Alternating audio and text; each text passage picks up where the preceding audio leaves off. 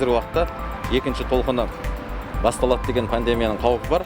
Соған орай осы тиісті қондырғы аппараттарды біз осы облыс көлеміндегі аудан ауылдардағы медициналық мекемелерге, аурухана емханаларға жеткізуді көздеп отырмыз. Ал мынау шипа жобасы арқылы біз жекелеген аптечкаларды сатып алдық. Мұндағы дәрілер негізінен жергілікті денсаулық сақтау басқармасының тізім негізінде дайындалған дәрі-дәрмек тізбесі болып табылады.